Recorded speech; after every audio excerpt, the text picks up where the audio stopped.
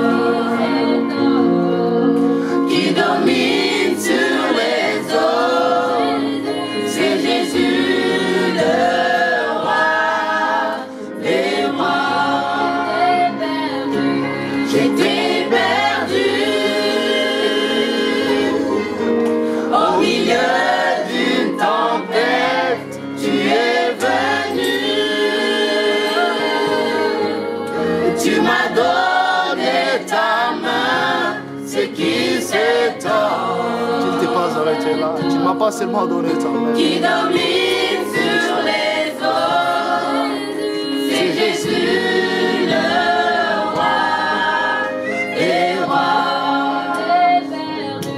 J'étais perdu au milieu d'une tempête. Tu es venu, tu m'as donné ta main, c'est qui cet homme Je t'ai béni, je t'ai salué. qui domine sur les eaux. Celui dont le roi, je t'ai béni. C'est Jésus le roi des rois.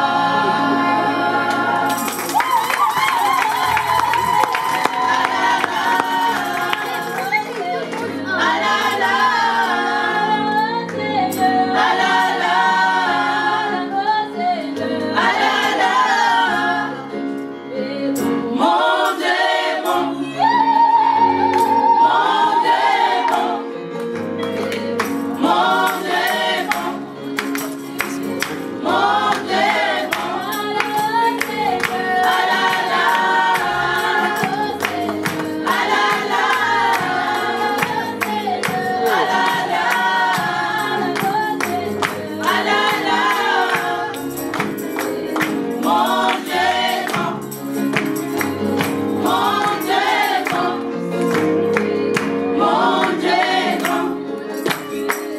mon Dieu est bon. Ah la la, ah la la, ah la la, ah la la, ah la la, ah la la,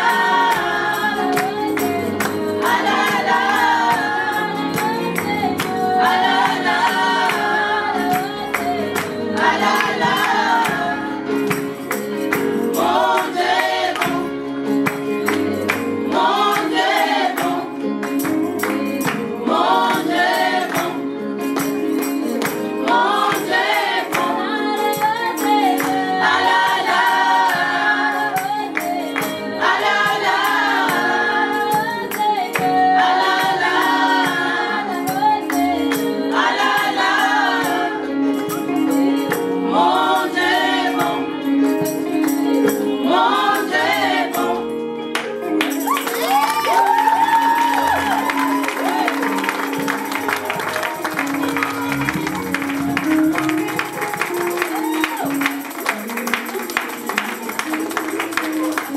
Tout à l'heure, je me suis réveillé avec un rythme.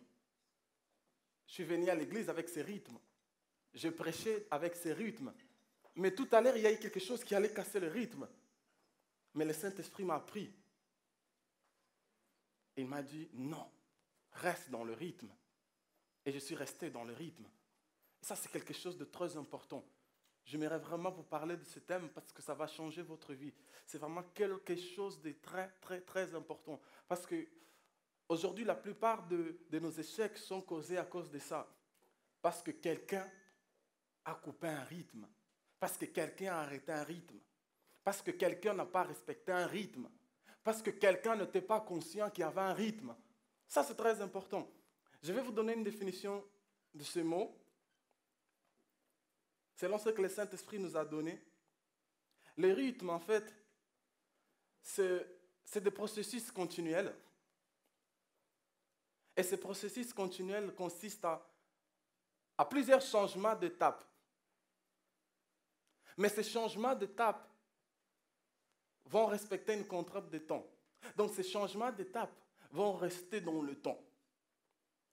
Le rythme, c'est l'ensemble de processus continuels avec des changements d'étapes, mais ces changements d'étapes vont rester dans le temps. Je vais donner un exemple. La rotation de la Terre, c'est un rythme. La Terre, elle tourne autour du Soleil. Ça, c'est un rythme.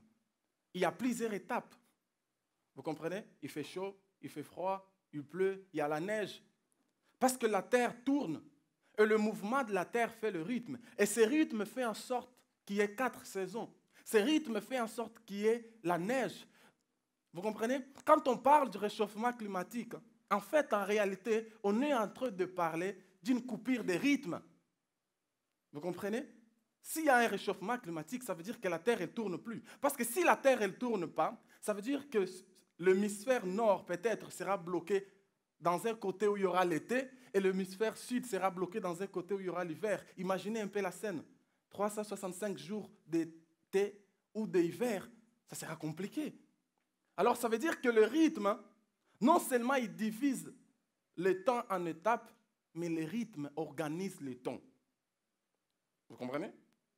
Vous comprenez? Vous comprenez? Est-ce que vous êtes là? Vous avez trop mangé, trop dansé? Vous êtes là? Est-ce que tu peux lever ta main? Lève ta main, mets sur l'épaule de la personne qui est à côté de toi. Luc, je viens. Fais comme ça. Fais comme ça à la personne qui est à côté de toi. Et dis à cette personne, réveille-toi. C'est bon, maintenant tu peux m'écouter et te réveiller. Regarde, tout ce que Dieu a créé, il a créé avec le rythme. Le rythme est responsable pour notre vie, pour notre survie. Si tu prends ta main, peu importe, gauche ou droite, et tu mets sur ta poitrine plutôt du côté gauche, tu vas sentir un rythme, le bruit d'un rythme. Il fait dou, dou, dou, dou. C'est ton cœur qui est en train de battre. Ça veut dire que si ton cœur arrête de battre, tu es considéré comme une personne morte. Ça veut dire que le rythme de ton cœur assure ta vie. Tout ce que Dieu a créé, il a créé avec un rythme. Il a eu un soir, un jour. Il y a un rythme, il y a des changements d'étapes. Et vous devez comprendre ça, sinon vous allez passer à côté de beaucoup de choses. Amen. Amen. Amen. Comme il y a des changements d'étapes, il y a aussi des changements de personnalité. Vous comprenez? Il y a certaines personnes qui changent de personnalité à cause de changements d'étapes. Quand il est pauvre, il est une autre personne. Quand il devient riche, il devient une autre personne. Plus les étapes changent, plus il change de personnalité. Et ça, c'est quelqu'un qui ne va pas réussir dans la vie. Je ferme juste la parenthèse.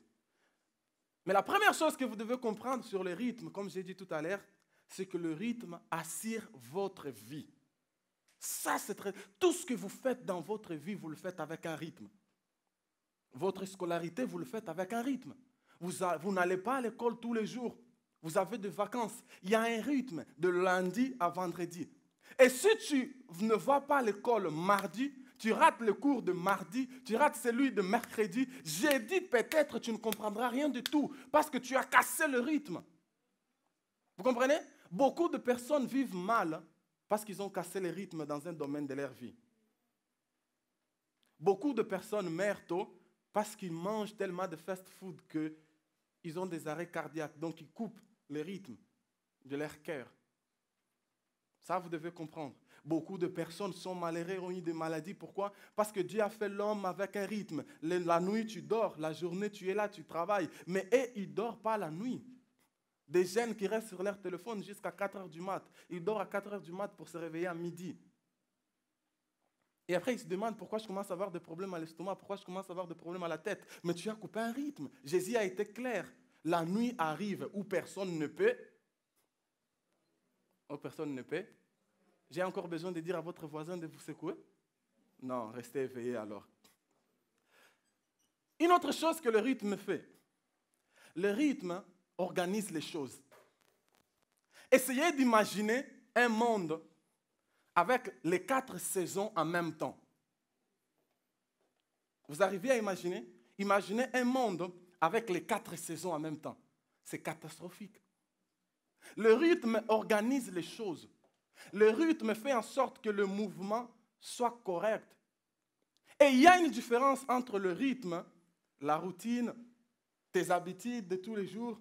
La différence, c'est que le rythme, c'est quand tu peux répéter le même mouvement, mais tu auras toujours des résultats différents. Mais la routine, tu répètes le même mouvement et tu as le même résultat.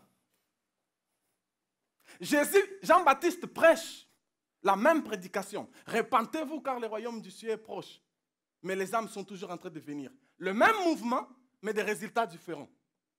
À chaque fois qu'on voit quelqu'un qui est malade, on fait le même mouvement. Sois guéri au nom de Jésus. Le même mouvement, mais des résultats différents. Parce que ça, c'est un rythme. Je ne vous ai pas perdu. C'est bien. Alors que quand vous êtes dans les habitudes, dans votre routine, coutume, vous faites les mêmes mouvements et vous n'avez rien du tout. Maintenant, je vais aller dans votre scolarité.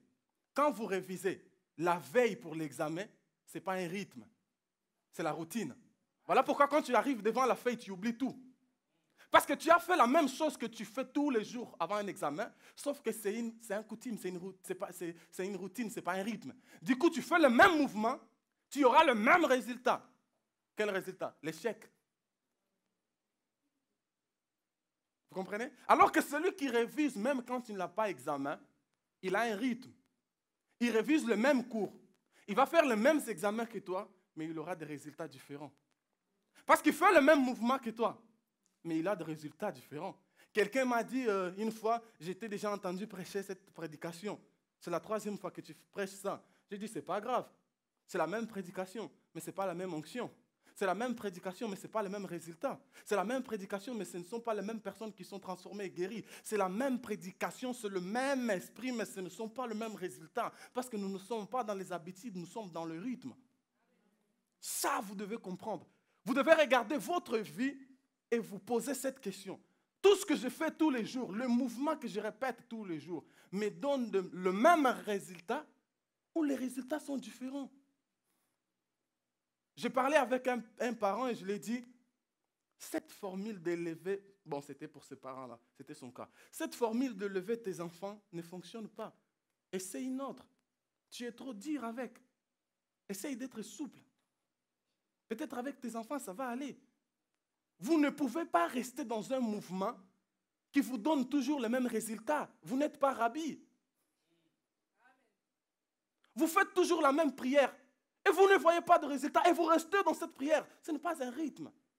Anne était dans les habitudes, tous les jours la même prière. Donne-moi un enfant, donne-moi un enfant, donne-moi un enfant, donne-moi un enfant. Un jour, le Saint-Esprit a visité Anne, il a dit, arrête, entre dans le rythme. Et Anne a commencé à prier. Elle plairait, si tu me donnes un enfant, je vais te le redonner. Elle va loin, à tel point que le sacrificateur est venu, il a dit, à cette heure-ci, tu l'as déjà vu. Elle était loin, mais cette fois-ci, elle a eu son enfant. C'était le même mouvement, c'était la même prière, mais avec des résultats différents. Maintenant, regarde ta vie et le mouvement quotidien que tu fais tous les jours. Est-ce que ça te donne des résultats différents ou ça te donne les mêmes résultats? Amen. Vous devez comprendre ça, c'est vraiment, vraiment, vraiment, vraiment très, très, très important. Alors, je vais utiliser la même formule que le matin avec les rythmes, comme je fais pour le temps. J'ai dit que pour connaître la définition de quelque chose, vous devez connaître son propos, savoir pourquoi il existe. Mais pourquoi Dieu a mis le rythme dans toute la création? Parce que toute la création a un rythme. Votre vie, c'est un rythme. Regardez des albums de photos, regardez vos photos d'il y a 5 ans. Vous étiez peut-être comme ça, bon, pour les gens qui ont grandi. Vous étiez peut-être comme ça. Et là, vous êtes comme ça. Et après, vous serez comme ça. C'est un rythme. Avant, tu avais 2, 4, 3, tu n'avais même pas de barbe. Maintenant, tu en as. C'est un rythme.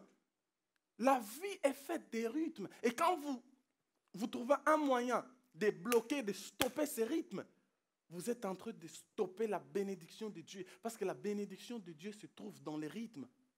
Ça, c'est très important. Alors, je me suis dit, pourquoi Dieu a créé les rythmes? Pourquoi mettre le rythme en tout?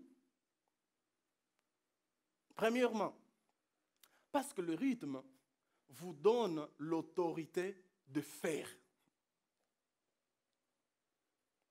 Je vais expliquer, parce qu'il n'y a pas eu d'amen, donc c'était trop sec. On va faire genre, vous avez compris, et vous dites amen. Les rythmes vous donnent l'autorité de faire. Amen. Voilà, c'est plus beau pour la vidéo. Maintenant, comprenez. Dieu a créé la terre pendant 6 jours. Je vous ai démontré ça tout à l'heure. Il a créé la terre pendant 6 jours. Dimanche, lundi, mardi, mercredi, jeudi, vendredi. Et samedi, Dieu va décider de se reposer. Mais comprenez quelque chose. Avant de se reposer, Dieu va créer l'homme le vendredi. Restez concentrés sur moi. Le vendredi, Dieu va créer l'homme. Pourquoi Dieu a créé l'homme le vendredi? À cause du rythme. S'il n'y avait pas de rythme, Dieu n'allait pas créer l'homme. Comprenez?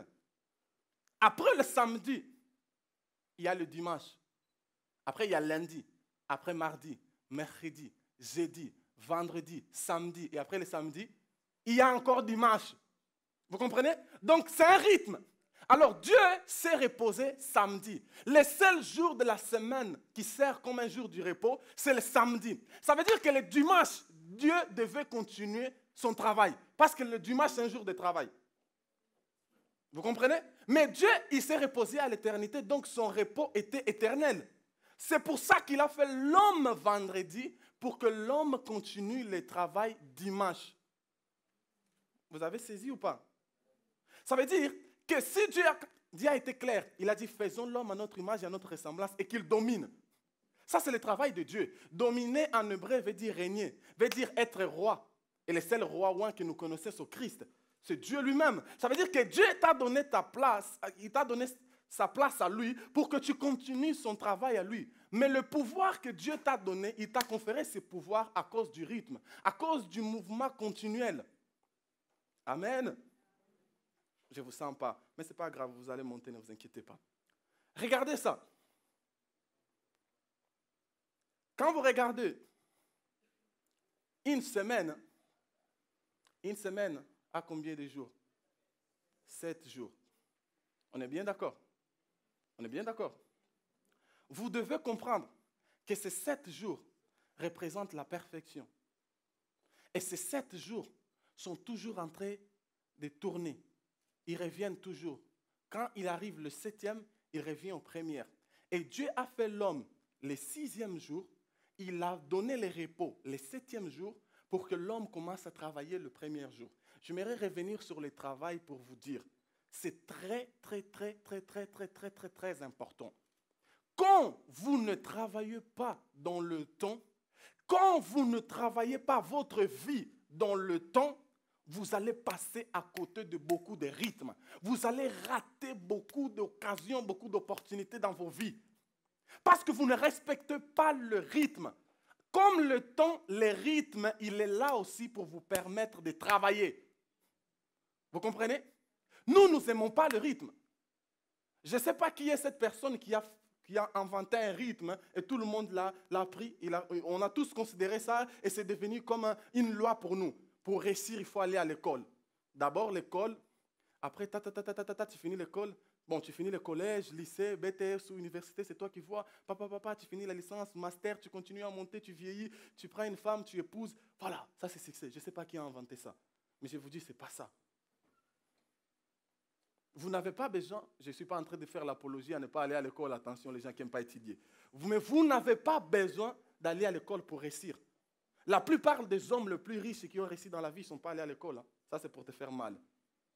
Ce n'est pas une question d'aller à l'école. C'est une question de comprendre le rythme. Comment le temps marche. Quelles sont les étapes de la vie? Quelles sont les étapes du temps? Je vois des personnes qui veulent commencer un business, mais ils sont en train de vendre quelque chose que les clients ne peuvent pas consommer parce qu'ils n'ont pas respecté les rythmes. Imaginez que quelqu'un ouvre un magasin ou commence à vendre des téléphones et il vend les anciens Nokia. Qui va acheter? Qui va acheter? Il fait une bonne chose, mais il ne respecte pas les changements d'étape. Vous comprenez? Vous devez avoir l'intelligence pour comprendre que les étapes de la vie changent. Et vous devez savoir dans quel sens les choses sont en train d'aller.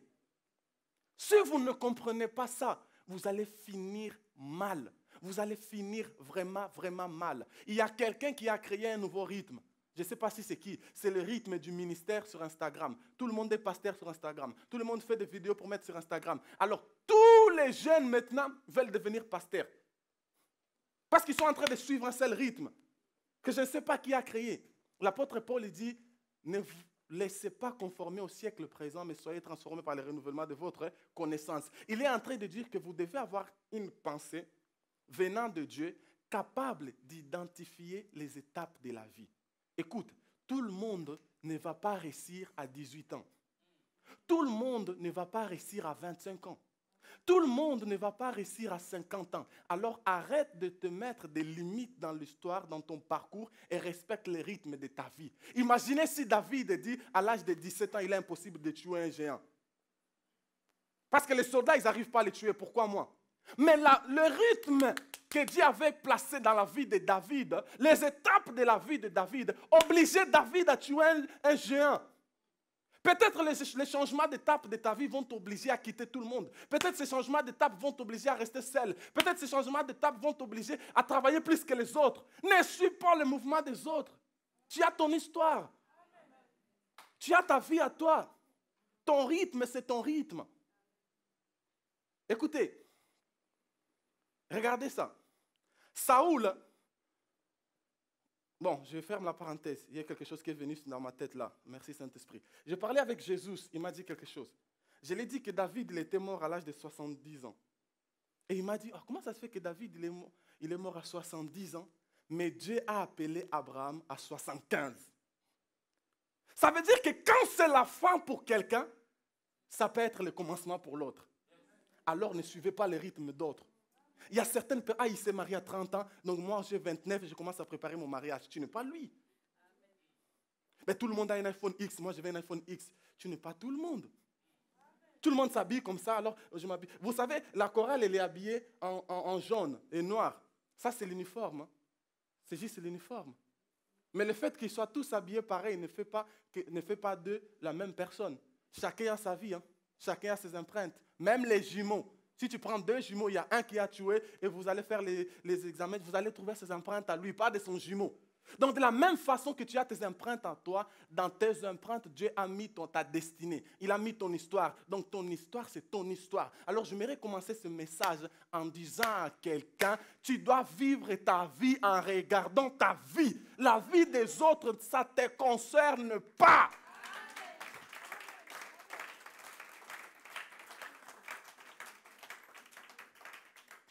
Vous avez des personnes qui sont, j'ai l'impression qu'ils sont allés à l'université pour étudier. Ils aiment plagier des vies, ils aiment copier des vies. Rihanna, elle est habillée en rouge, je m'habille en rouge. Rihanna, elle est en jaune, je m'habille en jaune.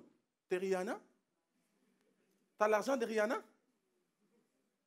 J'ai vu une fille qui m'a dit, j'ai entendu que Beyoncé, ces derniers temps, ne mange pas la viande. Moi non plus, je vais manger la viande. Ton père a l'argent pour t'acheter des salades tous les jours. Tu vas mourir. Hein? Les rythmes divisent le temps en étapes. Mais j'ai dit qu'il vous donne le pouvoir et l'autorité de faire. Et ça, vous devez le garder dans votre tête. À chaque fois qu'il y a un rythme, ces rythmes vous donnent le pouvoir de faire. Regardez, Dieu fait en sorte que le père de David envoie David dans une forêt. Alors que ses frères, ils sont tous à la maison. Les jours où Samuel est venu pour oindre David, ses frères étaient là. Samuel a dit non, le roi, l'homme que l'Éternel a choisi n'est pas là. Allez le chercher. Mais j'ai une question. C'était un jour de travail, parce que David était en train de travailler. Mais si c'était un jour de travail, qu'est-ce que les frères de David étaient en train de faire à la maison? Hein? Dites-moi. Qu'est-ce que j'apprends ici? L'injustice. Et ça, c'est quelque chose que beaucoup de personnes disent. Et c'est pour ça qu'ils n'avancent pas dans leur vie. Comment ça se fait que tout le monde dort et moi je dois me réveiller? Comment ça se fait que tout le monde ils disent, moi j'ai une 9? Comment ça se fait que tout le monde, tu n'es pas tout le monde? Dieu savait que David doit tuer Goliath. Dieu savait que Saoul allait poursuivre. Vous savez comment c'est difficile fuir d'un roi qui veut te tuer? Saoul était un roi, il connaissait tout le monde. Il avait des contacts. Donc Dieu voulait faire de David une personne sage, intelligente, une personne qui connaît les dangers, qui respire les dangers. Et le seul moyen de faire de David une personne qui respire le danger, c'est de l'envoyer dans la forêt tout seul. À chaque fois que tu te retrouves seul, ce n'est pas les démons, ce n'est pas le diable, ce n'est pas ta tante qui veut te détruire, c'est le rythme de la vie qui est en train de te former, de te préparer pour une grande chose, pour des choses meilleures. Parce que quand David sort de la forêt, il est devant Goliath, tout le monde voit Goliath comme un géant. David voit Goliath comme un ours. Il voit Goliath comme un lion. Il voit Goliath, lui, il a vu Goliath comme un lion. Mais Goliath lui-même, il se voyait comme un chien. Il a dit à David, tu viens devant moi avec ça là, je suis un chien, avec des pierres, je suis un chien. Et David a dit, ok, d'accord, moi quand même, je te mettais à la classe des lions. Toi-même, tu t'es descendu jusqu'à chien. C'est bien. Et il a tué Goliath. Ce n'est pas fini là. David, c'est un homme qui a tellement été formé que quand Saoul voulait tuer David, David a eu l'occasion de tuer Saoul. Mais David a dit, je ne peux pas toucher à celui que l'Éternel a. Pourquoi? Parce que les rythmes de la vie, les changements d'étape de la vie de David ont appris à David à être un homme. J'aimerais vous dire quelque chose. Quand vous coupez les rythmes dans votre vie, vous n'allez pas grandir. Quand vous coupez les rythmes dans votre vie, vous allez continuer immature. Quand vous coupez les rythmes de Dieu dans votre vie, les étapes que Dieu met devant vous dans votre vie, vous allez rester immature. Des personnes qui fuient la tentation. Je ne suis pas en train de te dire d'aller vers la tentation. Mais quand il se présente, tu dois affronter. Jésus a dit, ne nous laisse pas tomber dans la tentation. Il n'a pas dit, ne fais pas en sorte que la tentation vienne. Elle va venir, c'est comme ça. Même le Fils de Dieu a été tenté. Mais tu dois être capable de comprendre que chaque tentation, c'est le rythme de la vie qui est en train de te préparer pour des grandes choses. Est-ce que tu peux acclamer pour le Seigneur? Maintenant, parlons des femmes. Je vous avais dit que j'allais parler des femmes. C'est une bonne chose, ne vous inquiétez pas. T'inquiète pas, Anita, c'est une bonne chose. Vous savez, chaque mois, les femmes se retrouvent dans une période que, si tu es un homme, tu sais, elles deviennent comme, excusez-moi les femmes, elles deviennent bizarres. Il y a un pasteur qui a dit, je sais que par mois, j'ai 4 jours où ma femme, elle devient démon. Vous savez déjà c'est quoi les 4 jours, elle devient démon. C'est pendant ses règles, elle devient démon. Donc, le pasteur, il dit, je préfère pas de contact donc, avec l'ennemi. Donc, il se met loin. Mais vous savez, j'ai entendu plusieurs femmes dire que c'est un moment difficile, que ça fait mal. J'aime pas ça. Il y a des femmes, un jour j'ai entendu une femme qui disait, pourquoi je suis femme? Juste à cause de cette douleur. Mais laissez-moi vous dire, ça c'est la première chose qui fait des femmes des personnes exceptionnelles. C'est la première chose qui fait des femmes des personnes plus grandes même que les hommes. Pourquoi? Écoutez, ces moments difficiles communiquent à la femme une autorité. Vous savez, chaque mois, ça vient. Chaque mois. Donc c'est un rythme. Vous ne pouvez pas l'échapper. Chaque mois. C'est douloureux, mais ça doit venir. C'est comme ça. Dieu l'a fait comme ça. Maintenant, écoutez. Quand vous êtes pendant votre cycle, pendant vos jours là, bizarres, je le dis comme ça, vos corps produisent des hormones. Vos corps sont en train de produire des choses qui permettent assez que vous soyez fécondes. Comprenez ça très bien. Donc, pendant que vous êtes en train de souffrir et que vous lamentez, à l'intérieur, votre corps est en train de développer et il vous donne l'autorité de devenir comme Dieu, de créer des vies. Les jours que Ève a accouché Caïn, Ève elle a dit, j'ai créé quelqu'un, j'ai donné la vie. Donc, les femmes ont l'autorité de donner la vie à cause du rythme douloureux qu'ils sont en train de subir tout le mois. Alors, écoutez-moi très bien. Le rythme douloureux, c'est une bénédiction pour toi parce que ça te donne l'autorité de donner la vie. Les jours où ça va partir, ils appellent ça, les médecins ils appellent ça ménopause, c'est fini. Une femme qui entre dans cette étape, elle ne peut plus accoucher. Vous êtes d'accord avec moi? Vous êtes d'accord avec moi? Ça veut dire que quand le rythme s'arrête, vous ne donnez plus de vie. Il y a certaines personnes que leur business ne donne pas. Il y a certaines personnes que leur couple n'avance pas. Il y a certaines personnes que leur scolarité n'avance pas parce que le rythme est arrêté. Le rythme, en fait, il y a quelque chose qui a coupé le rythme. Parce que le rythme n'est pas éternel, vous devez comprendre ça. Le rythme n'est pas éternel. Il a un commencement et il a une fin. Quand vous ne profitez pas, j'ai parlé à une fille, j'ai dit, c'est la 3e fois que j'entends que tu es enceinte et je ne vois pas le bébé. Donc je ne sais pas où vont les bébés. Mais sache-le, que tu ne seras pas fertile toute ta vie. Vous comprenez? Parce que les rythmes passent. Parce que c'est des étapes de la vie. Mais il vous donne quand même l'autorité de faire quelque chose. Alors, j'aimerais dire aussi, c'est douloureux. Ce qui veut dire que ça fait mal. Ce qui veut dire que ça vous sort de votre confort. Alors, je reviens à la définition du rythme. Changement d'étape. Il y a certaines étapes de votre vie qui vont vous faire mal. Il y a certaines étapes de votre vie qui vont vous sortir du confort. Il y a certaines étapes de votre vie où tout le monde sera contre vous. Il y a certaines étapes de votre vie où vous allez même penser à enlever votre propre vie. Mais pendant ces moments-là, vous devez comprendre que vous passez par cette situation-là parce que Dieu est en train de préparer quelque chose de glorieux devant vous. Comprenez, la douleur que vous avez tout le mois, les filles, vous prépare pour la douleur de l'accouchement. Est-ce que vous savez ça? Vous savez? Mais je connais plus de trucs sur vous que vous-même. Ouf. La douleur que vous avez tout le mois. Donc quand vous avez cette douleur-là, c'est après ça que vous allez ressentir le jour que vous allez accoucher. Ça veut dire quoi? Que chaque situation difficile que vous avez dans votre vie vous prépare pour une autre situation qui est encore plus difficile. À chaque fois que vous vous retrouvez devant une situation difficile, ne pleurez pas. Mais pensez à toutes les fois où vous avez été dans une situation difficile, mais Dieu vous a sauvé. C'est ça que David l'a fait. Il était devant Goliath, il a dit, Dieu m'a déjà délivré d'un lion. Pourquoi pas devant Goliath? C'est comme ça qu'un homme de succès pense. Tu ne peux pas te retrouver devant une difficulté et dire, ah mais le bac c'est trop difficile, je ne l'aurai pas. Mais tu as eu ton brevet, comment? Comment tu l'as eu? Tu as triché? Tu l'as eu, non? Tu ne peux pas te retrouver dans un mariage et dire, ah c'est fini pour moi, je n'aurai plus d'enfants. Mais tu as eu le mariage. Tu l'as eu comment? Vous devez comprendre que les situations difficiles vous préparent pour d'autres encore plus difficiles. Mais n'oubliez pas qu'une femme peut pleurer pendant qu'elle accouche. Mais lorsque le bébé sort, elle ne perd plus. Elle sourit. Donc toutes les situations difficiles que vous êtes en train de traverser vont vous faire sourire un jour. Toutes les situations difficiles que vous êtes en train de traverser aujourd'hui vont vous faire sourire un jour. Je suis en train de vous dire ça parce que nous sommes en train de vivre dans un monde où le mal est partout. S'il y a quelqu'un parmi nous qui n'a pas de problème, en tout cas, toi, vraiment, tu es le grand frère de Jésus.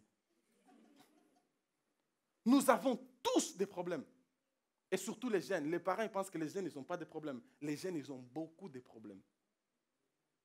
Mais dans tous ces problèmes, vous devez comprendre que la vie est faite de quoi? D'étapes.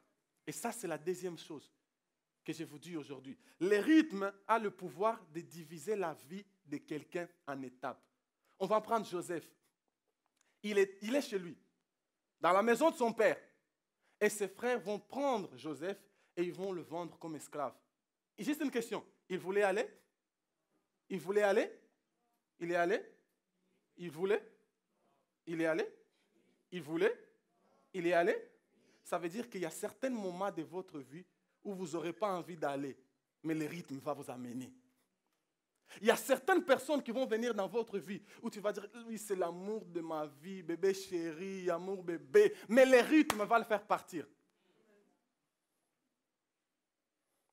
Il y a certaines choses que vous aimez beaucoup, vous n'avez pas envie de laisser partir, mais à cause du rythme, vous allez perdre ces choses. Et il arrive en Égypte. Il va dans la maison de Potiphar. Il commence à travailler là-bas. Il devient le chef. Et la femme de Potiphar, Jézabel, il fait en sorte qu'il se retrouve en prison. Une autre question. Il voulait aller en prison? Il voulait? Il méritait? Il y est allé? Il méritait? Il est allé? Il méritait? Il est allé? Ça veut dire que souvent dans la vie, vous aurez des situations où vous-même vous êtes conscient que vous ne méritez pas, mais vous allez subir quand même. Vous comprenez? Il y a certaines personnes qui passent tout le temps de leur vie en train de se lamenter. Pourquoi seulement moi? Pourquoi seulement moi? Pourquoi seulement moi? Pourquoi seulement moi? Tu crois vraiment que dans un monde où il y a 7 billions de personnes, toi, tu es la seule personne noire? Toi, tu es la seule personne qui a mal au ventre aujourd'hui? Donc, dans un monde où il y a 7 billions de personnes, toi, tu es la seule personne que sa meuf a décidé de le quitter. Donc, je vais me suicider, elle m'a quitté. Donc, tu es le seul. Les autres qui sont là, il y a longtemps, ils étaient ensemble, ils les ont quittés, ils sont à l'aise. Donc, ce n'est pas des êtres humains. Et il y en a même qui disent, la douleur que j'ai dans mon cœur, personne ne peut comprendre. Arrêtez un peu. Souvent, je vous dis la vérité, Souvent, vous allez entendre des choses que vous-même, vous êtes conscient que vous ne méritez pas. Mais quelqu'un va vous le dire. Souvent, les gens vont vous appeler, ils vont vous coller des surnoms que vous ne méritez pas. Ce n'est pas votre personnalité, mais ils vont vous l'attribuer, paf. Combien de fois j'ai entendu quelqu'un m'appeler escroc? Combien de fois j'ai entendu quelqu'un m'appeler hypocrite? Combien de fois j'ai entendu quelqu'un me dire c'est un aventurier? C'est des jeunes qui viennent à l'église pour après sortir avec des filles. Combien de fois j'ai entendu, combien de filles je suis sorti avec à l'église? Ils me donnent même des mamans. Ils sortent avec cette maman, ils sortent avec cette maman, ils sortent avec cette maman. Dans pas longtemps, je vais commencer à sortir avec des papas. Mais est-ce que je garde ça dans mon cœur? Non! Je m'en fous de tout ce que les êtres humains disent à propos de moi. Les jours où j'étais né, il n'y avait personne, il n'y avait que Dieu. Les jours où Dieu était en train d'écrire l'histoire de ma vie, personne n'était là-bas. Personne. Même mon propre père, un jour, il m'a dit, je ne crois pas à ton ministère. J'ai dit, les jours où Dieu était en train d'écrire l'histoire de ma vie, tu étais là? Non, alors c'est fini. Je n'ai pas besoin que tu crois. Tu n'es pas témoin. Parce qu'un témoin, c'est quelqu'un qui a vie. Toi, ta vie, non. Mais c'est bon. Je n'ai pas le temps à perdre avec toi. Vous devez comprendre ça. Et Joseph, il est là-bas, dans une prison. Et quelque chose que j'aime avec Joseph, même si le rythme a divisé les étapes de sa vie et les étapes étaient compliquées, je n'ai pas lu dans ma Bible où Joseph s'est rebellé. Où Joseph il a dit, de toute façon, je suis en prison, alors du coup, je vais mettre un tatouage ici. Paf! Joseph, le tueur, le vengeur des sangs, le mec que Dieu a rejeté. Il n'a pas fait. Mais combien parmi nous, quand ils se retrouvent dans des situations qui ne devaient pas y être, ils font ça? Combien? Quand deux personnes parlent mal de lui, lui, il se venge même de la troisième. Combien? On est dans une église, on est là maintenant. Mais je vous assure qu'il y a certaines personnes que s'il a un problème avec mon frère, quand il va sortir, il va dire dans leur conférence, là, ils sont tous impolis. Alors qu'il y a un problème avec une seule personne. Combien sont comme ça? Vous savez pourquoi? Parce qu'ils ne comprennent pas que la vie est faite d'étapes. Il y a un rythme, les choses changent. Les choses, vous savez, il y a un pasteur qui a dit, la vie c'est comme les jeux vidéo. Plus tu avances, plus ça devient difficile. Et si tu lâches, c'est fini. Hein? Dieu va écrire. Non, ce n'est pas Dieu qui écrit ça, c'est le diable qui écrit game over. Est-ce que vous comprenez? Est-ce que tu peux acclamer pour la gloire de Dieu? On va lire quelque chose. Jean, le dernier chapitre du livre de Jean, le premier verset. Jean 21, le verset 1.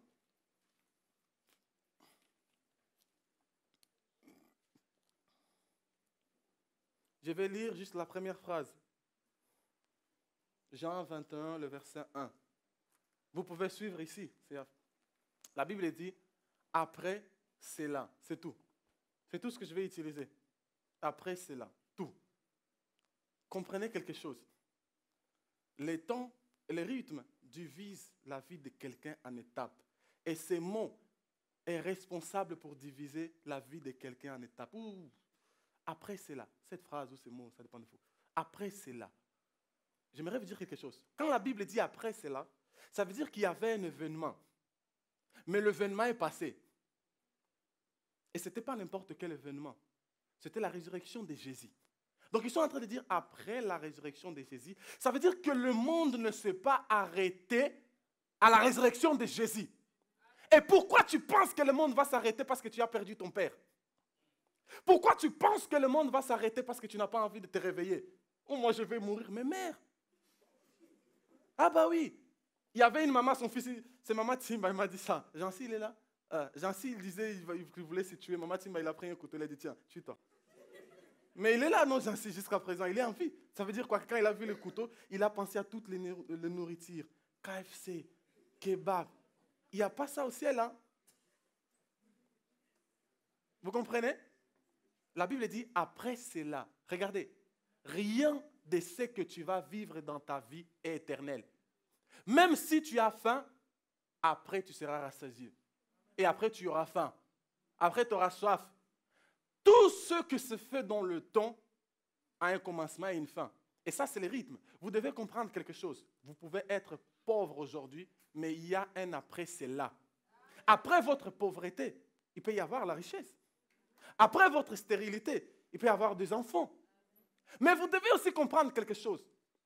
L'après celle-là n'est pas seulement pour de bonnes choses. Donc tu peux dormir riche et te réveiller pauvre. Il y a beaucoup de personnes qui par manque de connaissances, par manque de compréhension, ils n'ont pas si géré le temps, ils ont cru qu'ils étaient éternels et ils ont mal fini. J'aimerais te dire quelque chose. Quand tu lis après cela, cette phrase devait t'amener à respecter le gens. Ce n'est pas parce que tu as une voiture que tu dois écraser celui qui n'a pas. Il y a certaines personnes qui pensent que lui, il a acheté toute l'entreprise de Ford. Avec sa petite Ford, il pense qu'il a acheté toute l'entreprise de Ford. Quand il passe, et il te voit, il était comme ça, mais quand il te voit, vous comprenez? Mais il oublie que sa voiture est dans le temps. Donc elle a un commencement, elle a une fin. Il y a beaucoup de parents, il a eu un enfant aujourd'hui, il regarde la personne qui n'a pas, il parle mal de cette personne. Mais il oublie que son enfant, il y aura un commencement, il aura une fin.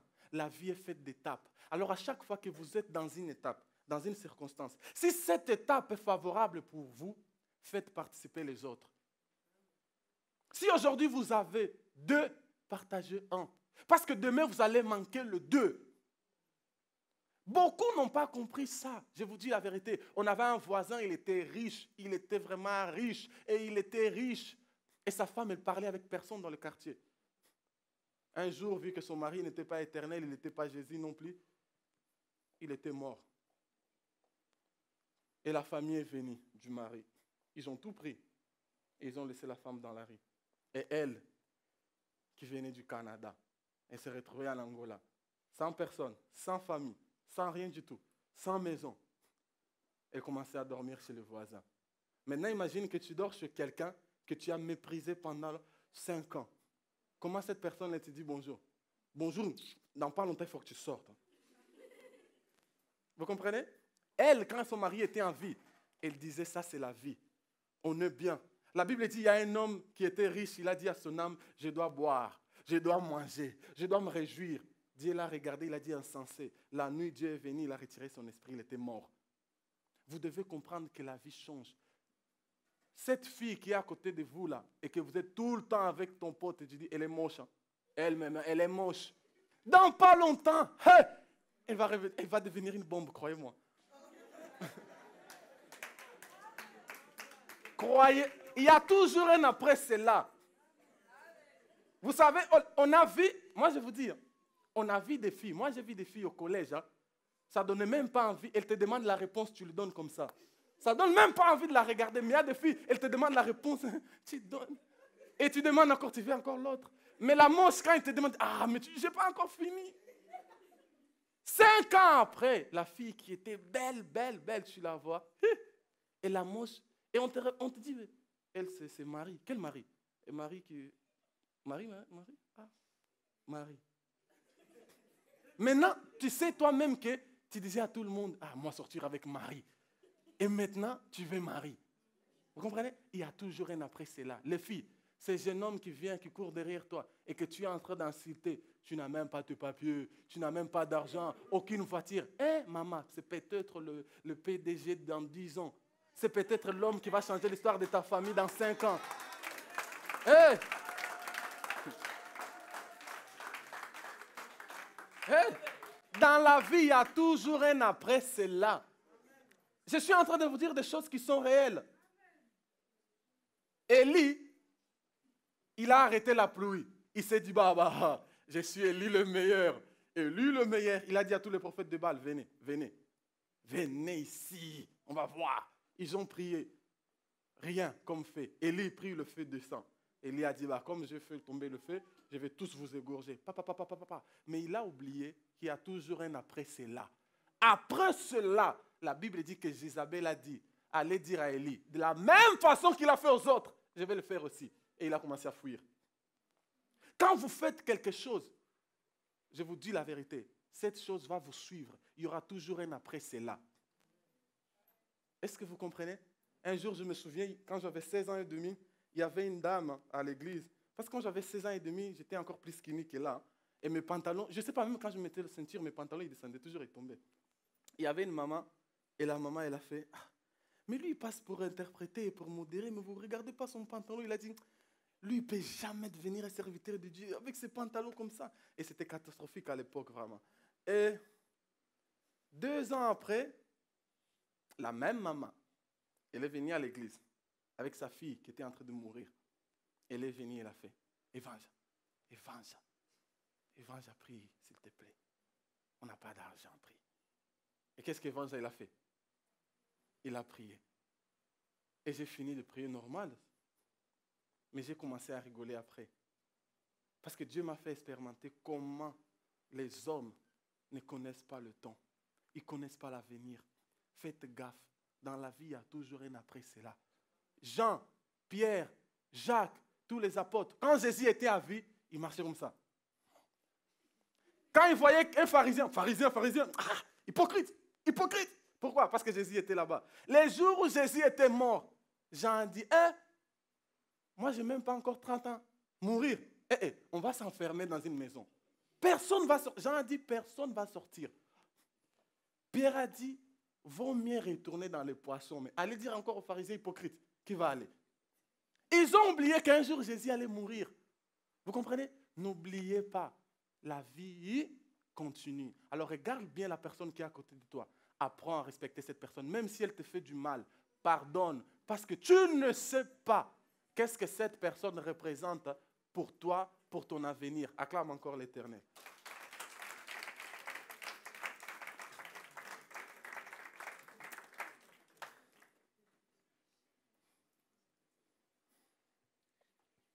Amen. Nous allons lire Matthieu 6, le verset 34.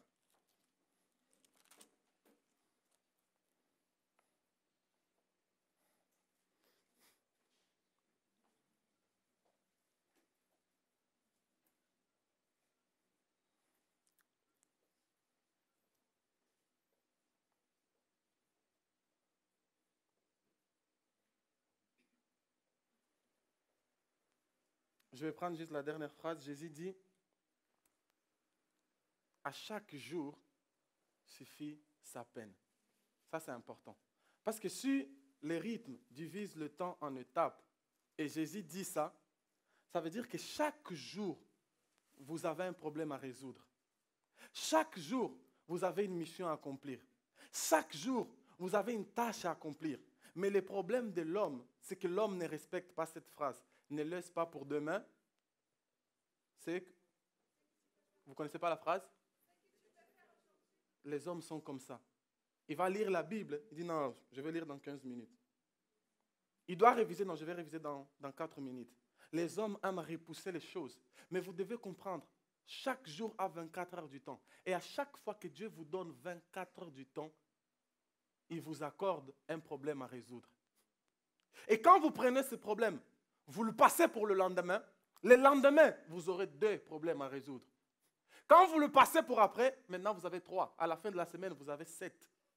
À la fin de l'année, 365 problèmes. Voilà pourquoi vous avez des personnes, je vais me pendre, j'ai trop de problèmes. Pourquoi? Parce que le moment où il devait résoudre le problème, il était en train de s'amuser. Le moment où il devait travailler pour accomplir une tâche, il était en train de faire n'importe quoi.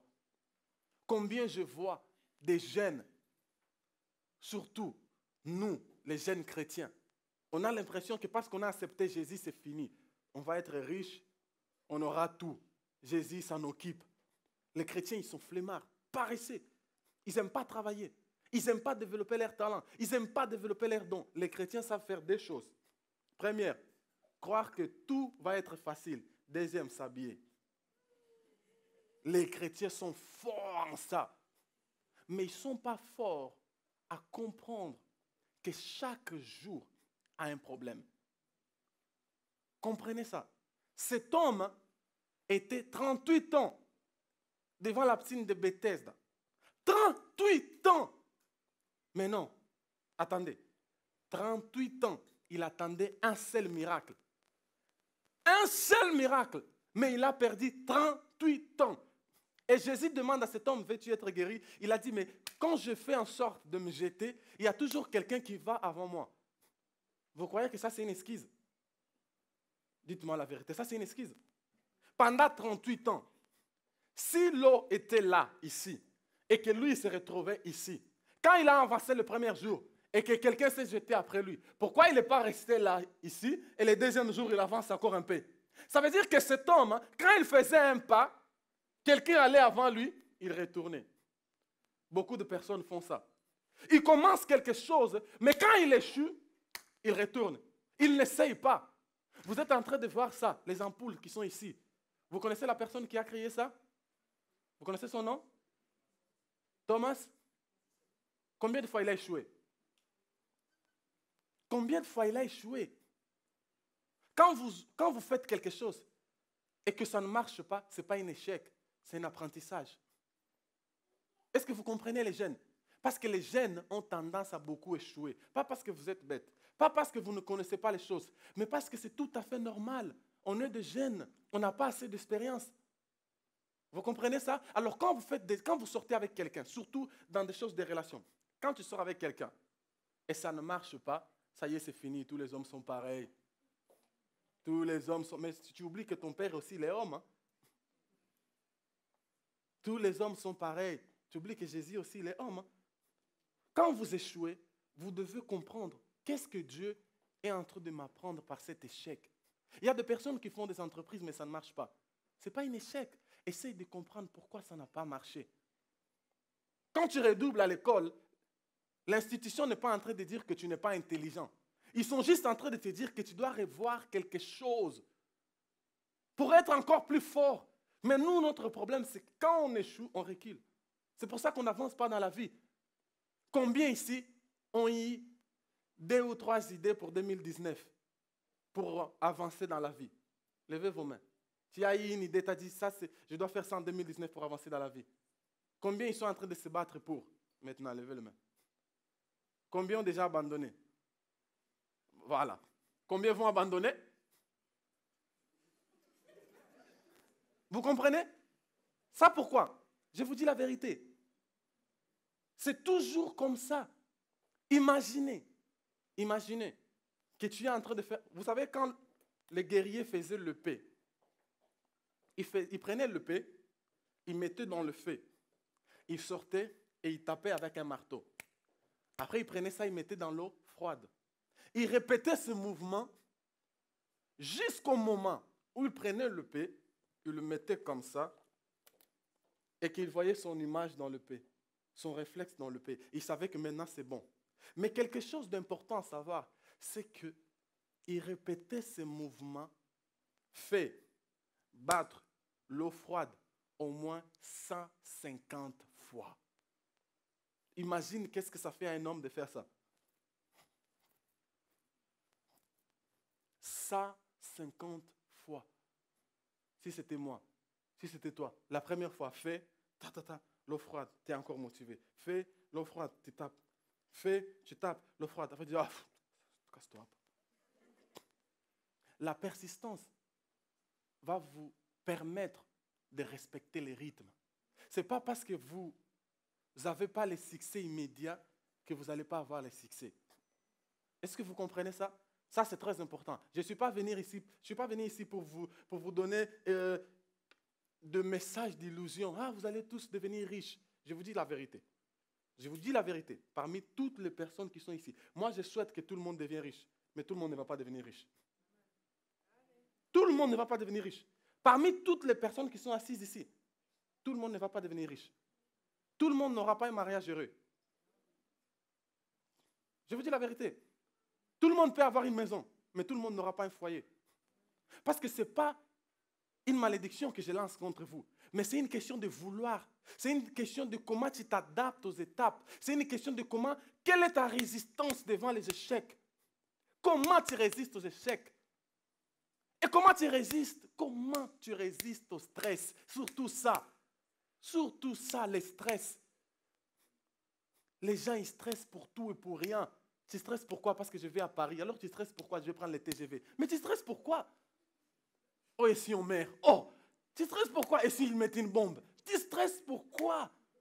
Vous comprenez? Les gens stressent pour... Tu stresses pourquoi? Je vais passer mon bac. Oh, tu stresses pourquoi? Je vais aller voir le médecin. Et alors?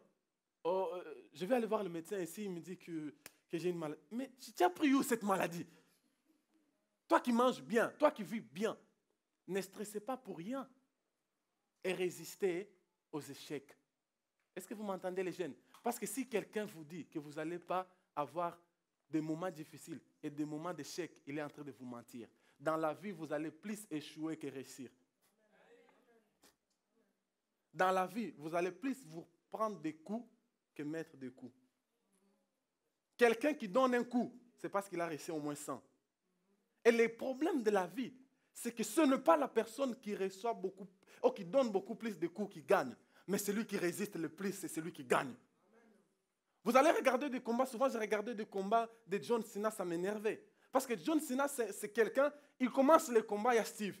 Et il met juste un coup, pouf, après c'est fini. Il va se faire taper, il va dormir, il va se faire taper. Et à la fin, il va juste se réveiller, il va faire ça. Pouf, il gagne. Oh. Mais tu te fais taper pendant 10 minutes et tu gagnes, comment? Vous comprenez? C'est une question de résistance. Les coups que tu reçois de la vie, ces coups vont faire de toi une personne forte. Hein? Les coups que tu reçois de la vie, c'est comme un... C'est la tenue, on va aller un peu dans le film, c'est comme la tenue que la sœur du roi T'Challa, il a fait pour lui. Plus on te met des coups, plus tu absorbes des énergies. Plus on te met des coups, plus tu absorbes des énergies. Les gens qui te mettent des coups et qui pensent qu'ils sont en train de te détruire, ils sont en train de te rendre fort. Plus tu es blessé, plus ton cœur est fort. Plus tu es blessé, plus ton cœur est fort. Plus tu es blessé, plus ton cœur est fort. Et un jour, personne ne va se rendre compte et tu seras le roi de la jungle. C'est comme ça que ça se passe avec les lions. Il est tout petit, un lionceau, il monte, et un jour il doit se battre. Et il va commencer à se battre. Il va commencer à se battre. Il va tuer son père. Et il va rester comme le roi. Il y a quelqu'un qui va venir. Ils vont encore se battre. Il va tuer cette personne. Il va rester comme le roi. Si vous voulez une vie de royauté, sans combat, franchement, mourrez et allez au ciel. C'est le seul endroit où vous avez la royauté sans combat. Et même Dieu dans le ciel, il y a eu un combat, il y a Daniel. Le diable s'est levé. Hein. Notre problème, c'est qu'on pense que le monde, c'est Titanic. Tu vas entrer quelque part et le premier jour, tu vas déjà trouver Rose. Et c'est l'amour de ta vie. Et tout est ouloulou. Il y a une fille qui m'a dit, ça fait 1 mois que je suis avec mon mec. Tout se passe bien. Oh là là, c'est l'homme de ma vie. Il ne m'a jamais dit un gros mot. Qu'est-ce qu'il est mignon. J'ai dit, oh gloire à Dieu.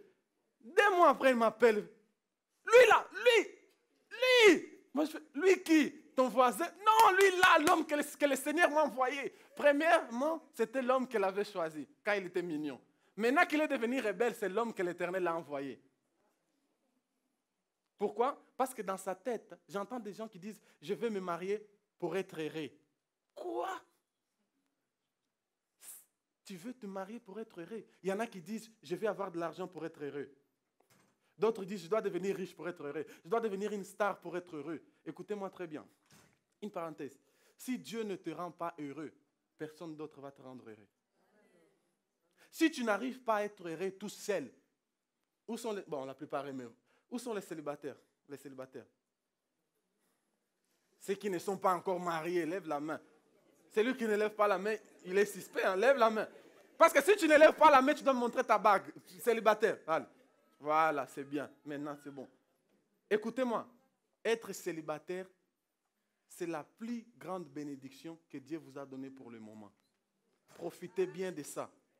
Si vous n'êtes pas erré avec vous-même, vous ne serez erré avec personne. Il y a certaines personnes qui ont besoin de quelqu'un pour l'amuser.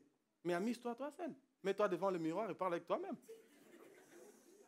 Bon, Ketcha, il le fait. Ketcha, il parle toute seule. Je vous assure qu'elle est heureuse. Hein. Vous comprenez? Vous devez absolument être erré seul. Regarde la personne qui est à côté de toi et demande si elle est errée seule.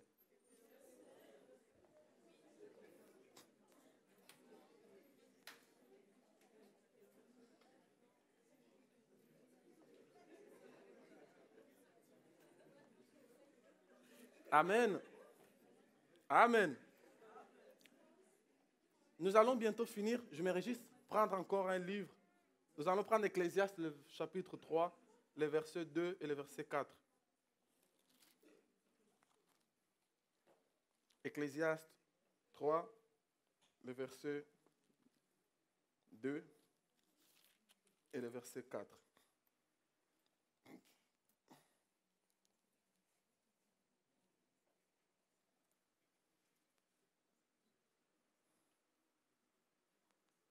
Amen.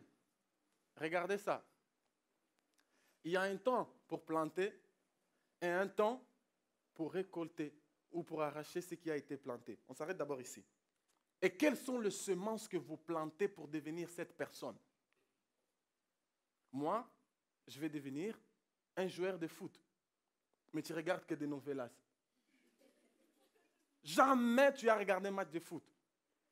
Jamais on t'a vu dans le terrain. Quand on te parle de foot, tu t'énerves. Mais tu veux devenir un joueur de foot. Quelles sont les semences que tu mets, que tu places? Et en plus, ce qui me fait mal au cœur, les jeunes, vous n'aimez pas lire. Vous n'aimez pas lire. Elle a dit, moi j'aime bien. Vous n'aimez pas lire. J'aimerais vous dire quelque chose. Regardez-moi. La plus grande sémence que vous devez s'aimer dans le temps et dans votre vie s'appelle connaissance. La connaissance va vous placer, comme dit Moïse Mbie, au-dessus de votre génération. Quand vous voyez un jeune qui a la tête d'une entreprise, ce n'est pas parce qu'il est sorcier, c'est parce qu'il a la connaissance. Quand vous avez un jeune comme Neymar, qui aujourd'hui touche des millions, ce n'est pas parce qu'il est beau, mais il est quand même beau, Neymar. Mais c'est la connaissance du foot. Il joue bien. Il joue très bien. Vous comprenez cela? Quand vous avez des personnes qui se font remarquer, c'est à cause de la connaissance. Et la connaissance, c'est quelque chose que tu dois toujours ajouter. Tous les jours, tu dois lire. Je vous dis là, tous les jours, tu dois lire. Qu'est-ce que tu regardes? Tout ce que tu regardes, tout ce que tu vois, tout ce que tu entends, détermine ta connaissance. Et le pur, tout ce que tu entends, tout ce que tu vois, détermine ta connaissance. Et ta connaissance détermine ce que tu es. Voilà pourquoi il y a certaines personnes qui viennent à l'église et disent « Je suis un enfant de Dieu, je suis riche. » Mais le lendemain, ils pêchent. Pourquoi ils pêchent? Tout ce qu'il regarde et tout ce qu'il entend, ça l'oblige à pécher. Vous avez des amis juifs. Qui a un ami juif? Personne? Ouais, elle a un ami juif. Ton ami juif, demande à ton ami juif et tu sauras, c'est une personne qui a ça à 100%, confiance en soi. Parce que les juifs, si une maman, il y a des mamans congolaises, nous, les Congolais, ou même les Français, j'ai déjà vu ça chez les Français, ton enfant il rentre et dit j'ai redoublé.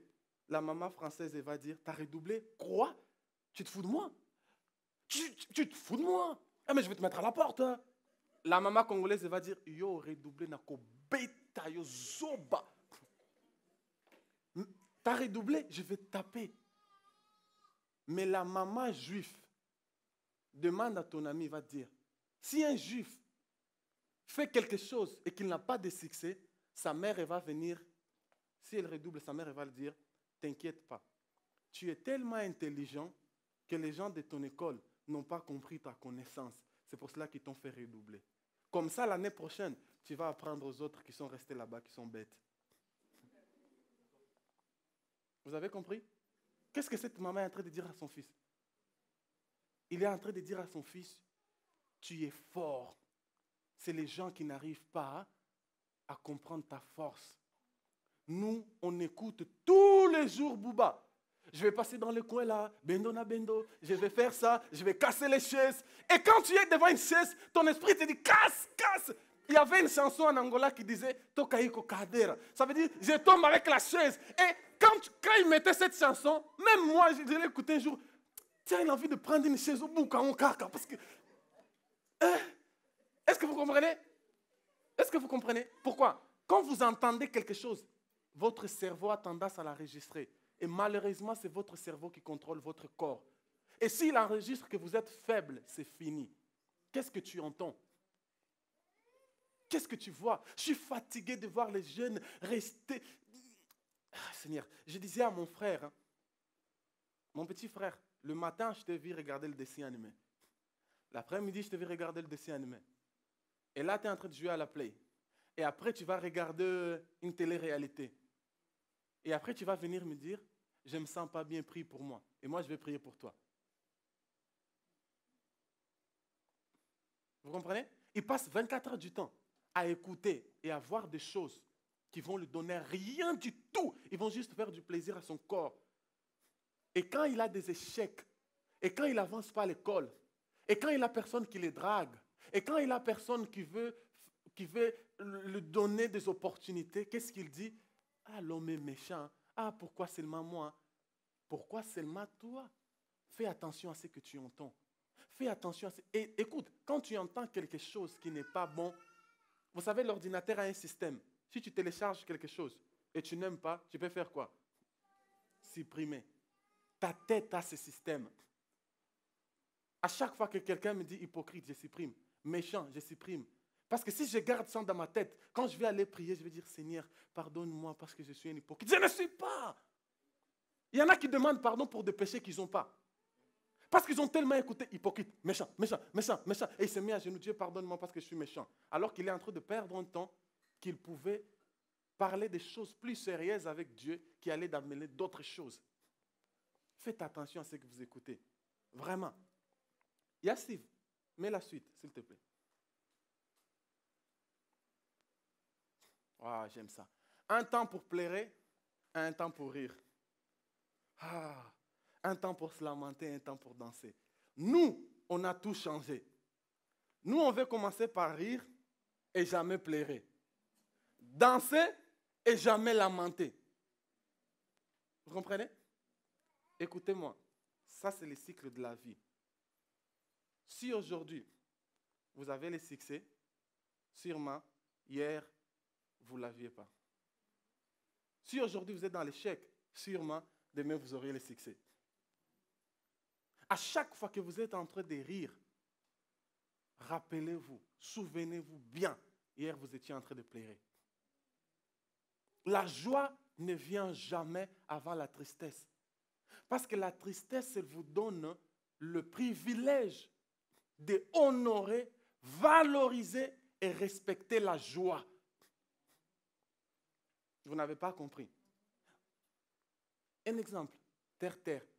Un couple où le mari va draguer la fille et le premier jour, la fille dit oui. C'est un couple qui ne risque pas de rester longtemps.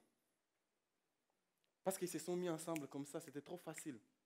Et ce mari ne connaît pas les valeurs de sa femme. Mais un couple où le mari vient, il parle, sa femme dit non. Il vient encore non. Il vient non. L'homme, il a reçu tellement de noms qu'il est troublé. Les jours où la femme va dire seulement oui, cet homme-là, il est capable de danser comme un fou. Vous savez pourquoi les joueurs à la finale, quand ils gagnent, ils sont comme ça, ils dansent, ils fêtent. Parce qu'ils ont joué avec des clubs forts et ils ont gagné. Quand tu as un succès comme ça, facile, tu vas le perdre avec facilité. C'est pour ça que les gens qui gagnent au loto, ils restent jamais riches. Après un mois, ils perdent tout. Parce qu'on gagne ça avec facilité. Dans la vie, il ne faut jamais vouloir gagner des choses avec facilité. Tu es là comme un mendiant, ta main est toujours comme ça. 10 euros, 10 euros, 10 euros, 10 euros, 10 euros pour mettre l'essence. 20, 20, 20, 20, 20, 20, 20 pour acheter une voiture. Non. Plus tu veux les choses avec une facilité, plus tu vas perdre les choses avec facilité. Vous comprenez? Ça, c'est juste pour vous dire, quand vous êtes en train de souffrir, vous êtes en train de passer par une situation difficile, ne pleurez pas. Essayez de comprendre ce que Dieu est en train de vous apprendre. Parce que vous allez sortir de cette circonstance. Vous allez sortir de ce moment-là. Vous me comprenez, les jeunes? Est-ce que vous me comprenez très bien? Et jamais, vous savez, toutes les personnes qui sont avec vous maintenant, demain peut-être ils ne seront pas avec vous. Mais comprenez quelque chose. Les difficultés de la vie vont vous accompagner tous les jours. Comme Jésus a vraiment dit, tous les jours de vos vies. Les difficultés de la vie vont vous accompagner tous les jours. La vie n'appartient pas aux enfants de Dieu. Oh non, vu que je suis un enfant de Dieu, ça y est, c'est bon, je vais réussir. La vie appartient aux hommes qui sont capables de résister aux difficultés de la vie, aux difficultés quotidiennes. Les gens qui sont capables d'être pressés. Les gens qui sont capables de vivre des situations difficiles mais gardent la foi. Les gens qui sont capables d'être opprimés, comme Jésus, tout le monde est en train de l'insulter. Et lui, il dit, Père, pardonne-leur. Si c'était toi, tu allais dire comme Jean, qu'un feu descend du ciel et consomme tout le monde. Au nom de Jésus. En plus, tu mets le nom de Jésus. Vous me comprenez? Là, vraiment, j'avais envie que vous restiez comme ça, en silence. J'ai besoin de vous conscientiser. Vous allez passé par des moments difficiles dans la vie. Vous êtes jeune, vous avez toute la vie devant vous. Parmi nous, qui a 20 ans? 19, les femmes n'aiment pas dévoiler leur âge. Ce n'est pas grave. Mais qui a plus de 25? Plus de 25. Bon, pas les papas, ça compte pas les papas et les mamans, juste les jeunes. Alors comprenez-moi. Donc vous n'avez même pas 25 ans. Alors, imaginez, vous avez toute la vie devant vous. Et chaque jour, vous aurez un problème à résoudre. Vous devez avoir le pensée de Dieu. Vous devez réfléchir comme Dieu, voir les choses comme Dieu. Ma belle, toi, oui, toi, tu dois avoir, regarde-moi, tu dois avoir le pensée de Dieu. La vie n'est pas facile, je te parle à toi. La vie n'est pas facile. Mais ce n'est pas parce que la vie n'est pas facile que tu ne vas pas réussir. Tu vas réussir, mais la vie n'est pas facile. Tu comprends? C'est à toi que je parle. Parce que je ne sais pas qui, surtout ne regardez pas de télé-réalité s'il vous plaît. Parce qu'ils mettent dans votre tête que pour devenir riche, c'est juste tu enlèves tes vêtements, tu vas dans une maison et ils te payent. Cette télé-réalité est en train de faire de tout. Les Français sont flemmards. Ils n'aiment pas travailler. Ils pensent que la vie se gagne comme ça. Domingos, tu fais de la musique. Est-ce que pour jouer, pour devenir un bon musicien, tu as besoin de combien de temps? Un bon musicien, vraiment un bon, comme toi. Il faut beaucoup. Et c'est facile l'entraînement? Ça fait mal? Ça fait mal? Mais tu fais? Pourquoi? Parce que j'aime bien. C'est là où j'aimerais revenir pour finir. La vie va être difficile pour chacun de vous. C'est comme ça. Mais quand vous avez un rêve, battez-vous pour votre rêve. Ne laissez personne tuer votre rêve. Votre rêve, c'est la seule chose que vous avez sur terre qui va faire de vous des personnes meilleures, des personnes valorisées, des personnes de succès. Si votre rêve, même si votre rêve est grand à tel point que personne à côté de vous croit, ce n'est pas votre problème. Même si tout le monde vous dit que c'est impossible, ce n'est pas votre problème. Battez-vous pour votre rêve. Oh, je vous dis la vérité. S'il s'agit de gêner, gêne. S'il s'agit d'enlever certaines personnes de ton entourage, enlève. S'il s'agit d'arrêter de parler avec certaines personnes, arrête. Mais pour ton rêve, bats-toi comme un lion, comme une lionne. Pour ton rêve, cours. Pour ton rêve, plaire. Pour ton rêve, fais des sports. Pour ton rêve, lève-toi à 4 heures. Pour ton rêve, bosse, bosse, bosse, bosse. Parce que quand tu vas accomplir ton rêve, toutes ces personnes qui étaient autour de toi et qui disaient que c'était impossible vont commencer à t'applaudir et à t'acclamer. Et si tu ne l'accomplis pas, toutes ces personnes-là vont commencer à se moquer de toi. Et tu vas être comme tous ces hommes que je connais qui disent « Ah, si je savais, j'aurais pu faire, j'aurais pu. » Je vous dis quelque chose, vaut mieux faire quelque chose, essayer et mal faire que ne pas essayer. Moi, je respecte les hommes qui essayent, même si ça ne marche pas. Tu as trouvé une porte qui peut t'amener à là où ça va marcher. Écoutez ça. Même si aujourd'hui vous êtes en train de faire quelque chose dans votre vie par rapport à votre scolarité et vous pensez que ça n'a rien à voir avec votre vie. Même si aujourd'hui vous êtes dans une église et vous ne vous sentez pas à l'aise. Même si aujourd'hui vous êtes dans une maison et vous ne vous sentez pas à l'aise. Même si aujourd'hui vous êtes quelque part et vous ne vous sentez pas à l'aise. Même si aujourd'hui vous traversez des situations qui vous font mal au cœur. Même si aujourd'hui vous vous demandez pourquoi toutes ces choses m'arrivent. Seigneur, ça n'a rien à voir avec là où je vais arriver. Je vous dis quelque chose. Si ces problèmes ne vont pas vous amener jusqu'à votre destination, ils vont vous ouvrir une porte. Et cette porte-là va vous amener à votre destination. Vous comprenez? Vous êtes silencieux, ça me fait plaisir. Applaudissez pour l'Éternel.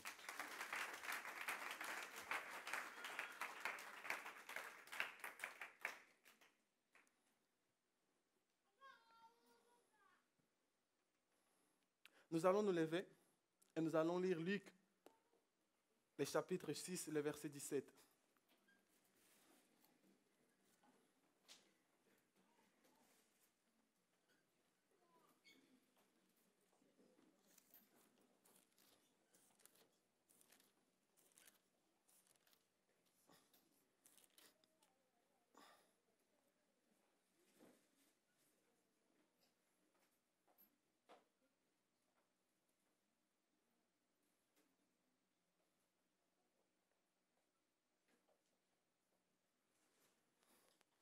Luc 6, le verset 17. Tu peux passer? J'ai besoin de la dernière phrase.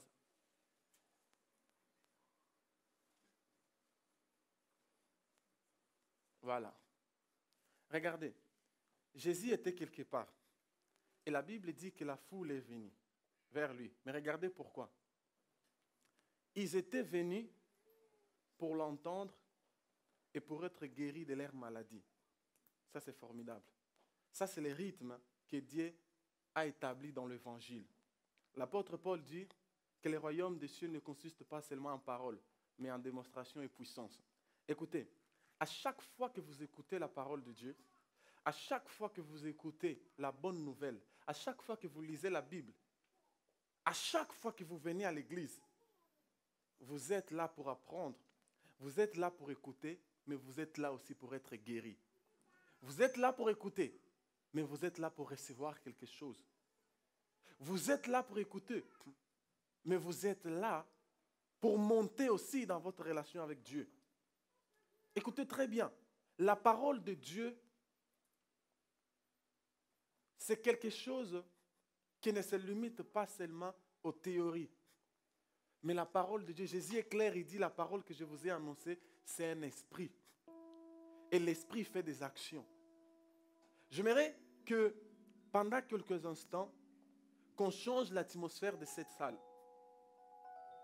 Vous savez, je sais que tu as des problèmes. Moi, j'ai des problèmes.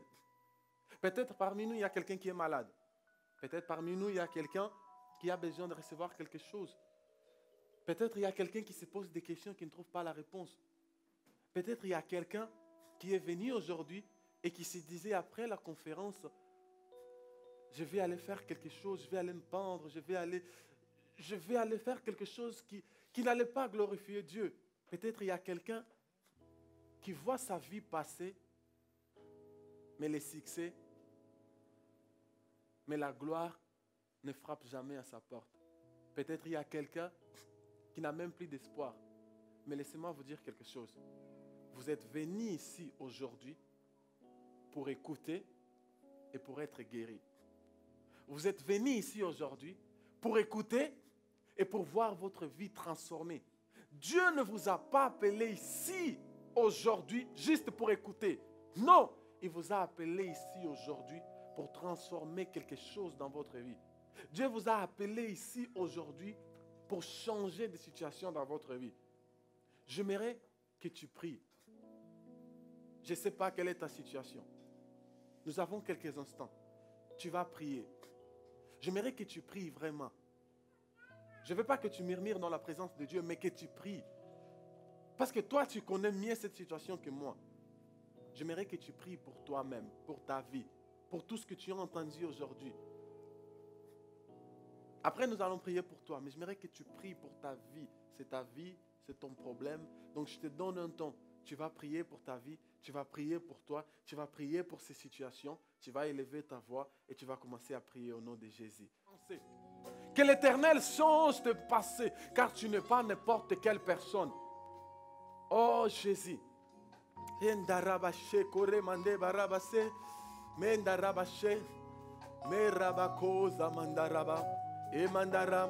vais prier pour des personnes qui ont un grand rêve.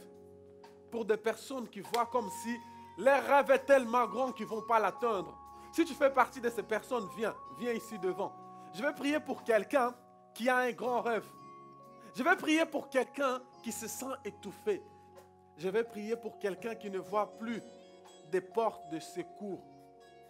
Mon Seigneur Jésus, je vous ai dit que nous ne sommes pas venus ici juste pour écouter. Nous sommes venus ici, oh mon Seigneur Jésus, nous sommes venus ici pour écouter et pour être transformés. Alléluia. Mere makasita maraba sonto baraga senta. Me zenda bareba kasanto rebo kondereba. Mendare mandereba yoroba she Adonai. Dereba shandaraba so. Mereba gandaraba se kalaraba kento robo shanta mandareba se. Meraba shenda mabrozo bokondorobo se. Kandaraba yeza bashenda raba se. Mere babu rabashanda rababe. E Adonai. Oh, yande barabashe karabasante. Mereba kandama rezo masante rebase. Mereba yanda baburo bogunduru bayanda bashe. Reste concentré dans la présence de Dieu. Mezanda rabashe karabaso. Profite juste de cette atmosphère. Reste concentré dans la présence de Dieu. Ferme tes yeux et reste juste concentré. Tu n'as pas besoin de sentir quelque chose en toi pour que le Saint-Esprit touche ta vie. Tu n'as pas besoin de sentir ou de tomber pour que le Saint-Esprit change quelque chose en toi. Toi, reste juste comme ça.